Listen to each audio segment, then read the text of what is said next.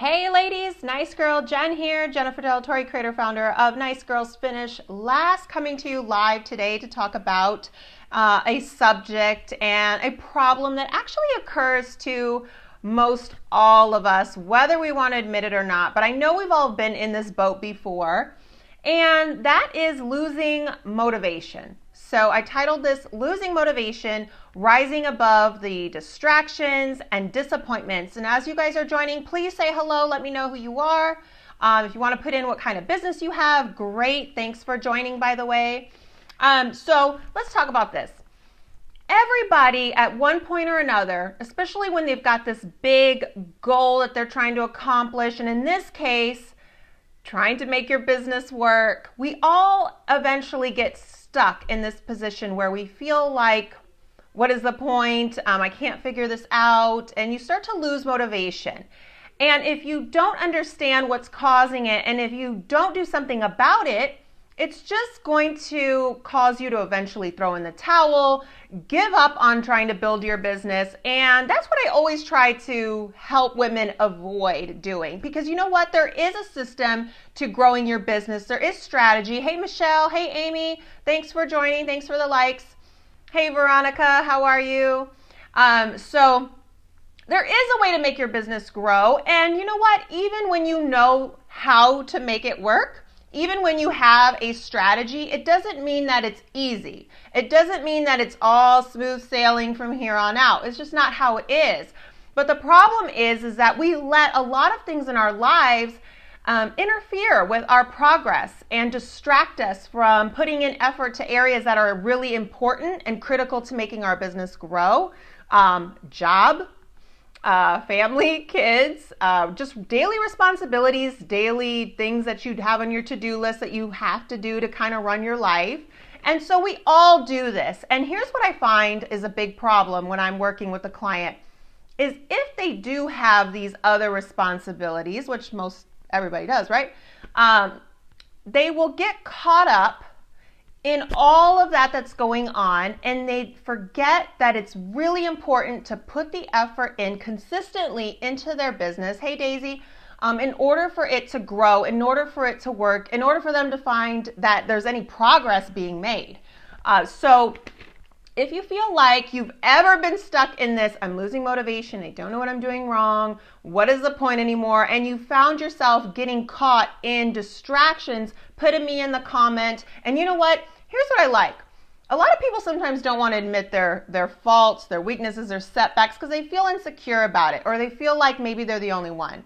But it's actually quite empowering to find out that most everybody goes through the same things. And I think in some ways it's actually kind of encouraging to everybody else that sees it because it lets them know that they're not alone. And even though social media allows you to put out like content that you want everybody to see and your life looks so perfect, we all know that it's not always perfect. We all know that there's bumps in the road and we're all going through challenges, and that's just the way it is, right? So let's go over, how many points did I even write down? Let's go over 4 main reasons why people lose motivation and what you can do about it, right? So if you've got pen and paper, great. If not, you can catch replay or just try to remember this. But I think if you guys can understand these points and then maybe think about how they may apply in situations you've been in, you'll be able to conquer these problems and be able to push forward and through them and not let them be the reason that ends up stopping you from being successful in what it is that you're trying to do, and in this case, your business. Okay, so number 1, most people only see the bad side in anything that happens. So if you've ever found that you're working on a particular project, maybe you're new to social media promoting your business. Hey, Evelyn, maybe you are working on a new product or whatever the case may be, and you keep hitting these little bumps, you keep hitting these setbacks. Maybe you didn't get the loan you needed. Maybe you reached out to 5 people, they all said no. Maybe they avoided you. You can't get your team to produce, or whatever the case may be. You keep focusing on that. You keep focusing on that problem. That's what most everybody does. And if you sit there and focus on those problems, you're going to get unmotivated and you're going to want to quit. Like, what is the point, right? Now, here's actually a myth. According to psychologists, what I think is funny, because a lot of people do this. A myth on how to overcome this problem is by writing your goals down and visualizing success. So if you guys are okay, put in the comments, me or I or whatever, have done it. If you've ever sat and visualized what success means to you, or if you've ever written down your goals, or heck, if you've ever made a vision board, right? How many people make vision boards? And here's the thing, I think most everybody does that. But that's, according to psychologists, a myth that even works. Why? Because people don't actually, okay, let me back it up. I don't make vision boards. Just gonna say that, that's just my preference. You guys do it, awesome. But here's why I usually find them a little bit ridiculous, is because what I find most people will do is they'll put these things on their vision board, but they don't ever actually have a plan of attack to make them happen. You have to actually know, how am I going to get to point A to point B? Even if your plan's not perfect, you do kind of need to know like how you expect to get there. And so it's just almost like a wish list. And I think that's why they consider it not effective.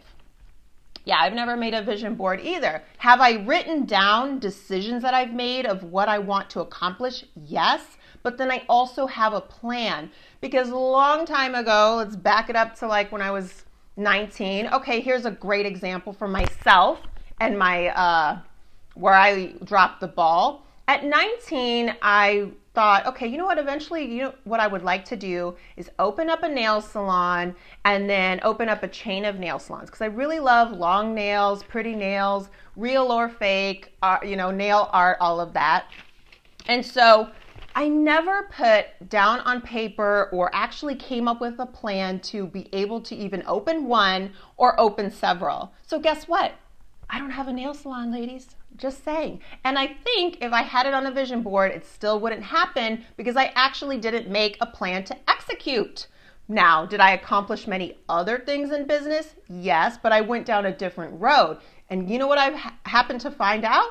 I did write a plan to execute what I did in the past and where I am today. I actually wrote down plans. I actually wrote down a strategy, came up with that, brainstorm, came up with a name, all of that. But I didn't do that for my nail salons. So guess what? I don't have a nail salon, right? Hey, Kim, how's it going? So don't settle on the problem itself. And you do need to actually visualize where you're going, but make sure you have a plan of attack for it, okay?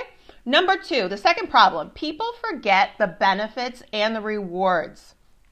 What does this mean? Okay, people stay stuck on the challenges, the setbacks, their hard work, the struggles, the times they cried over frustration. And you start to look at all of that and you feel overwhelmed. Hey, Cora, is it Corey? You start to get stuck in that, and then it makes you feel like, wow, I feel like a loser. I can't get any further. And you're not thinking of the benefits that are going to come down the road and the long-term success and what you're reaching for. All you can think about is that ugly position that you're in right now, busting your butt, hitting your head up against the wall, and making maybe lots of mistakes, whatever the case may be. Hey, Linda. Hey, Monique. And that's what you keep thinking about. And so that's why you get unmotivated, and that's why you say, who cares? I'm going to go back to doing whatever I was doing, and you don't continue further. Number 3, unrealistic goals.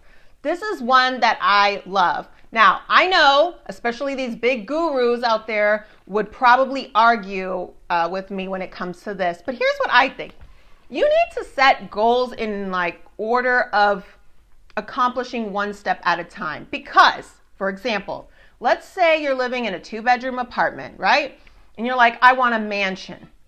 You're not going to go from a 2-bedroom apartment to a mansion like overnight, and unless you win the lottery or something like that. So if you plan to get disappointed a lot, then you should think about maybe setting smaller goals that lead you up to that mansion. So, okay, I'm in a 2-bedroom apartment. Great. I want to go from this to maybe renting a 3-bedroom home. And from renting the 3-bedroom home, I want to go then to owning a 5-bedroom house. And from there, I want to go, and then you go on and on and on. You don't just jump from, hi, I'm in a studio to mansion. Does that happen to some people? Yeah. Is it very few? Yes. Do you happen to believe it happens to so many people that you're getting left out because of social media and Instagram and all this stuff that you see? Yeah. It's all a lie. It's all just an illusion. So pay no mind to that and focus on realistic goals that take you one step at a time. So here's an example too. When I was running my call center, I would have a woman who wasn't performing very well in getting people into the door because that's what they had to do. And so let's just say, and every week I would demand to get a sheet of what are you striving for this week? How many people are you going to come in? And if I had an individual get typically 8, 9, 10 people to come in to say, oh, I'm going to get 30, your skill set right now says 8 people, but yet you're going to miraculously get 30. Why don't we go from 8 to maybe like 12 and then 12 to maybe like almost 20 and work on that? Because what do you think is going to happen? And what do you think happened to those women who couldn't get the 30 that were sitting at 8? They got discouraged. They did worse. They got like 3 next week. And then with that, they're unmotivated. They don't care anymore. I must suck. And that's not the case. But now they've lost motivation and they quit. So number 3, unrealistic goals. So make sure you're taking it one step at a time to get to that ultimate destination. You want to have a private jet one day if that's your desire. What are the steps? What are the mini goals leading you up to that? That's basically my point. All right. And last but not least, number 4, not focusing more on changing a habit. This one I believe is huge, and not like a big habit, but little habits. So for example, we're always trying to make this big random change. The gym is a fun example to use. So let's say you never work out and you never eat healthy ever. And you're like, I'm sick of this. I want to lose weight. I want to be healthy. I want to work out. So I am going to eat salads and smoothies. Hey, Julia, I am going to work out 5 days a week, hardcore for like 2 hours.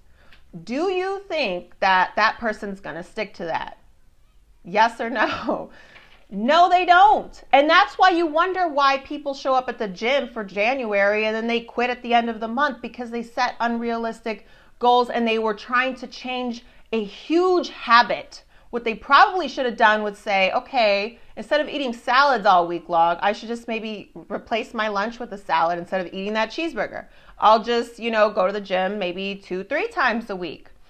Small little changes are easier to keep and actually make a huge difference. If you never read and you want to read books, like don't say, oh, I'm going to sit down for an hour and read this book on business or whatever. Do you really think you're going to be able to stick to that? But if you say, okay, 10 minutes a day, I'm going to read something. I don't care what it is. Maybe something of education. Hey, Marty, thanks for joining. Thanks for the hearts. If you just focus on changing small little habits, you'll be amazed at how much progress you make. So don't feel like, wow, I can't accomplish anything. It's not that. It's just that you're trying to go from the 2-bedroom apartment to the mansion in a matter of a month. Now, here's what I'm going to throw at you, because I work with a lot of clients that their business is, at the time, a side hustle, and they want to make it the full-time gig, right? That's great. But then what happens is a lot of people get disappointed when they can't turn their side hustle into full-time in a month to 3 months.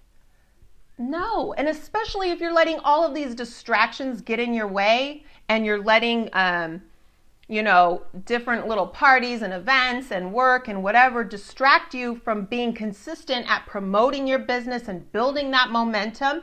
If you disappear, if you're like hardcore and you're on a roll and you're reaching out to people and you're getting leads and you're doing all this stuff, and then all of a sudden you're like, ooh, I got busy doing this, and then you don't do anything for your business 3, 4, 5 days, you are not taking care of nurturing your following, nurturing your brand, anything. You're going to see that you're going backwards. And then you're going to keep wondering why and when is this side hustle going to turn into my full-time thing. So that's what I wanted to bring to you, ladies, because we all get unmotivated at some point in time. I have too. And these really help. Set goals that are realistic. Take them one step at a time to get to that big one. Stop letting things distract you from building your business, because I don't care if you work 80 hours a week on a job to support yourself and pay bills. If you actually want the business to turn into your full-time thing, you better put effort into that business. You may only get to sleep 4 hours, 3 hours and call it a day. It just depends on what you really want and how badly you want to get out of it. Don't be unmotivated, but don't just say, hey, I'm going to promote my business for a week, and then you're like, yeah, this is kind of too much work. What do you think is going to be more work? Staying at that job that you hate so much, or putting in that extra effort and then doing your business full time? That's all I'm trying to say. Don't let yourself get unmotivated. Don't just focus on the little setbacks and problems, and break down your goals into smaller steps so that you can achieve them and you can see the progress, and you'll continue to go because you'll feel motivated to do it. Hey, Marty. Anyways, ladies, thank you so much for watching. Thank you for the hearts. Share this with other women entrepreneurs, and I will talk to you soon.